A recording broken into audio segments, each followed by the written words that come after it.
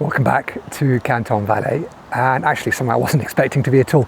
I had planned to be around the Lake Geneva area for a few nights camping, but the weather, it has rained for days. We had 10 straight days of rain on the forecast and all the plans got scrapped. I woke up this morning and it had all changed for one night and one night only, so I've quickly packed up Freya. I'm trying to make the best of it before the rain comes back. The whole goal of this is to refine that setup. I think you can agree, it's looking pretty good, it's looking neat and tidy, which is a great start. All I want is to be able to chuck it all on the bike and go and not really have to think about it anymore, and I'm so close. So this is what today is all about, just getting that sorted. So I've come back to the Binn Valley, somewhere I've been before. It is this magical hidden valley I never knew existed until the day I drove up it, and I sort of fell in love. And there's a campsite up here which is as close to wild camping as I think you can get in Switzerland without actual wild camping. That's what I'm hoping anyway. So come along for hopefully a night under the stars. If not, it might be hiding in a tent trying to stay dry. We'll see how it goes. Enjoy.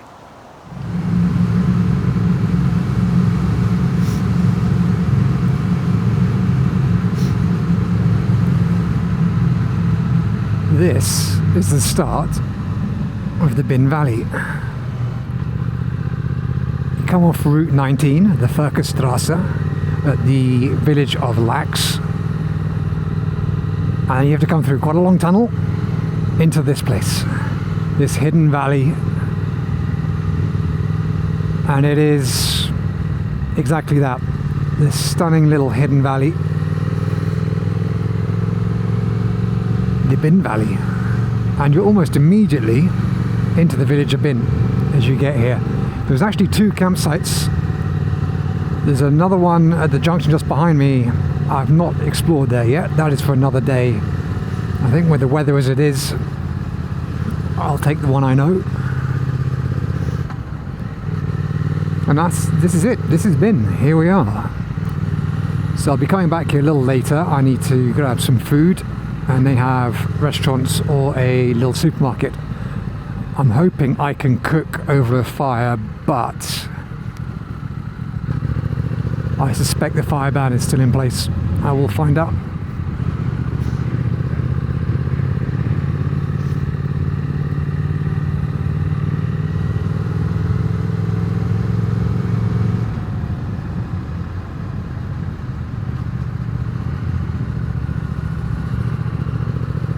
But it's a very Swiss little village. Picture postcard. I've already been past a few little fire pits. There's one on the right now, and they're taped off. So it looks like the fire ban is definitely still in effect here. Real shame.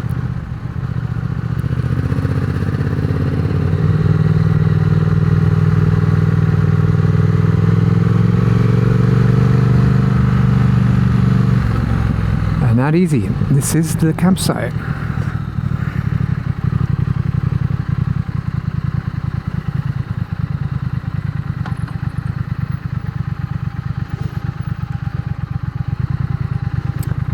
I was looking on their website before I came, just to find a spot.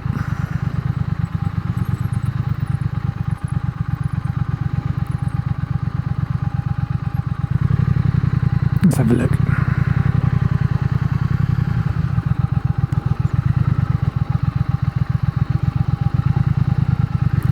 Looks nice and flat.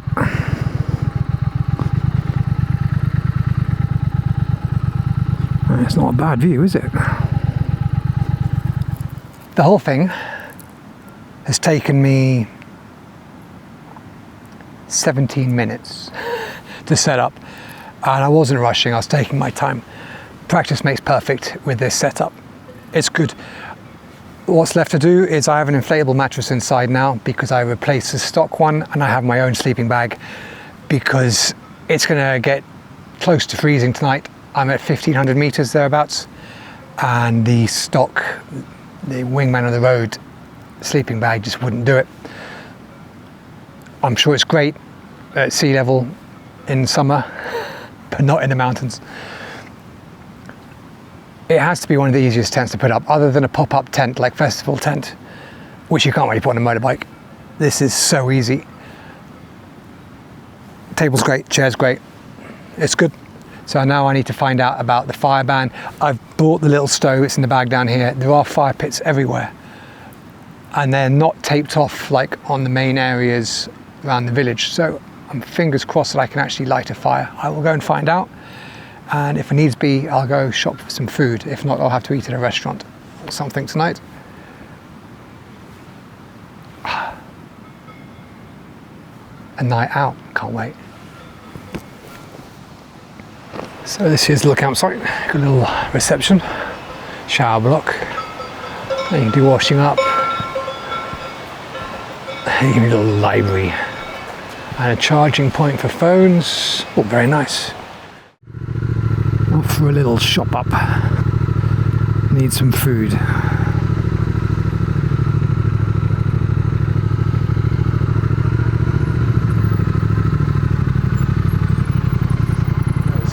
So there's a hotel up there, very nice. There's a bit of a sun trap. There's another pension restaurant just here. Then a restaurant down there. And inside this little village somewhere should be a supermarket. And this stunning church just perched on the side of that little hill.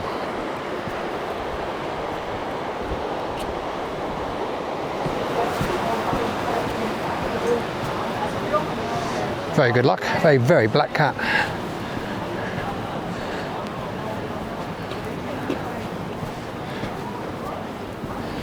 Right, let me go and see what I can get my hands on. Did my little shop up in the supermarket. Looks like it's another salad night for me. Did get some chocolate. That's quite good. Well, Freya looks pretty good looking, all lit up in the sun. Okay, let's go chill in the camp for the evening. I don't know what it is about this valley, but it just feels special.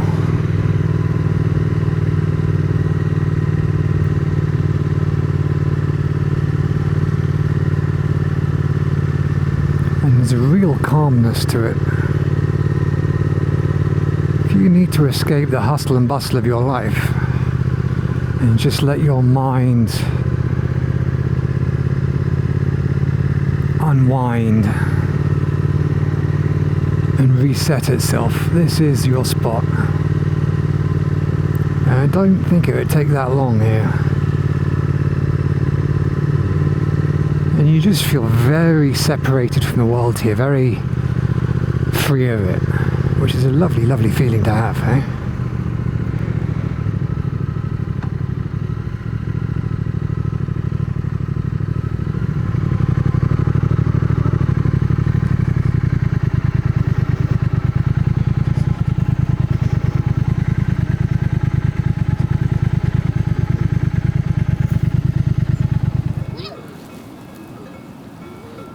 So it is 10 to 8.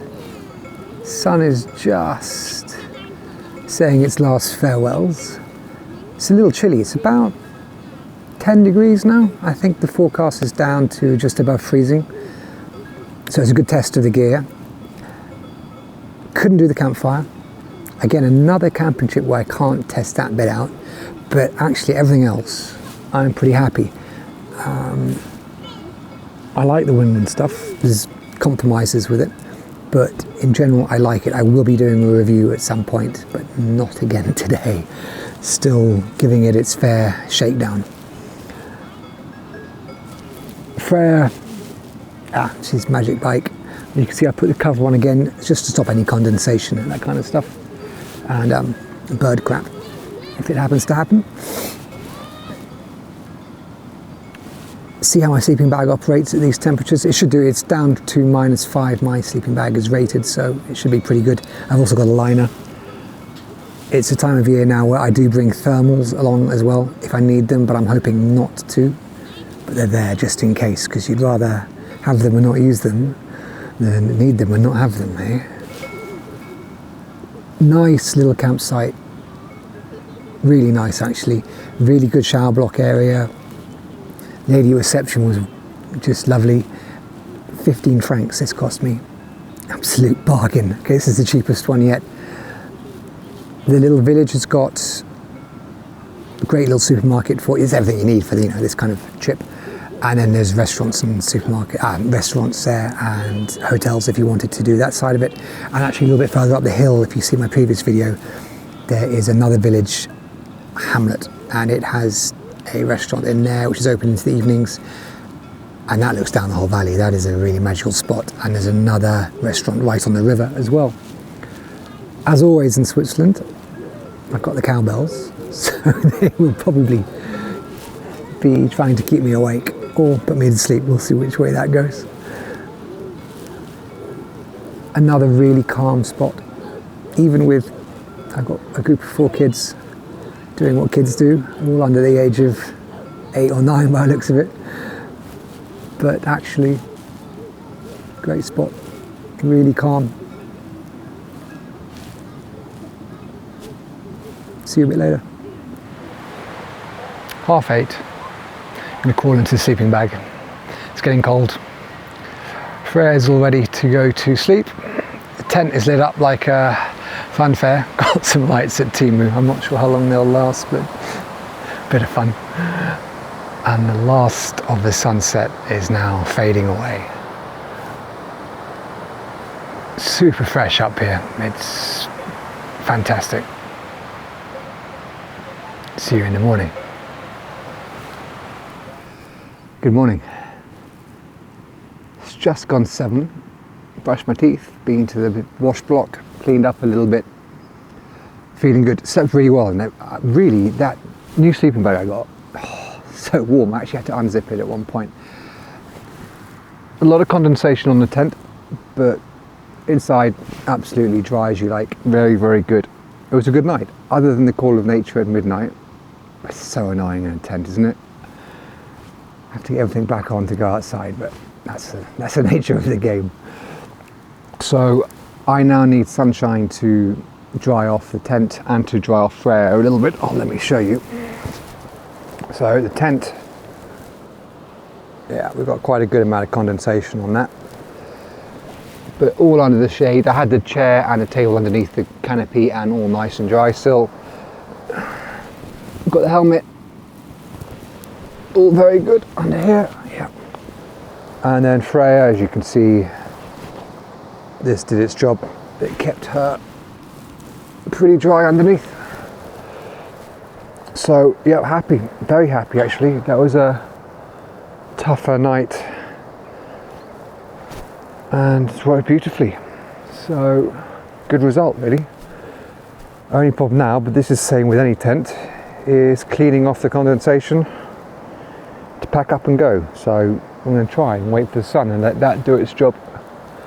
Much better than me trying to wipe it all down. In the meantime, I'll pack stuff up a little bit inside, have some breakfast, and when I can, I'll go hunting for a coffee. Right.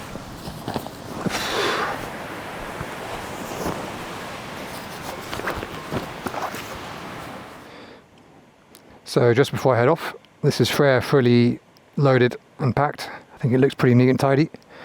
I'm liking the setup.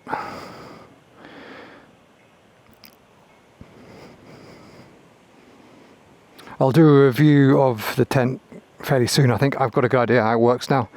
And if anyone's interested in my bags, they're by Long Ride, and I might even do a review of those one day. I like them. They match the style of everything and they're good quality. Anyway, let's leave the Binn Valley and I'll head home. Nice little campsite. Definitely one worth visiting. It's got all the facilities you need. The location is great. When I came past last time, it was peak summer and it was packed, so maybe not quite so much fun then, but still enjoyed that.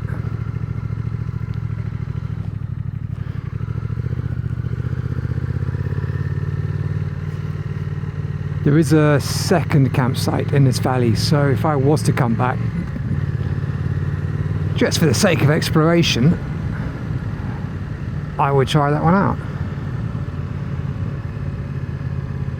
It's actually much higher, and I was looking at their little website and they say they close mid-September because of the altitude. They have a very short summer.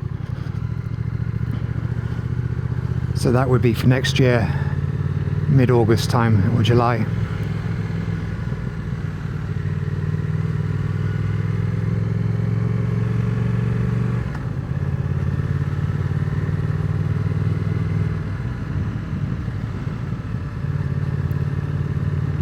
So the only thing that really I haven't been able to test out on this setup much is the camping stove, which is a little barbecue stove. It's really handy, but this is now my second camping trip with the fire ban, and I haven't been able to use it.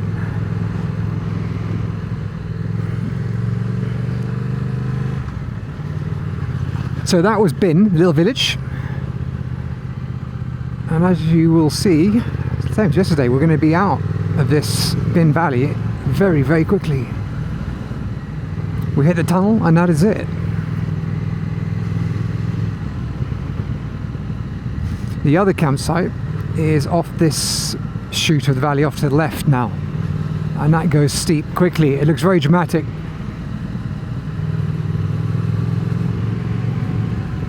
You're right in the forest and in the heart of the mountains there.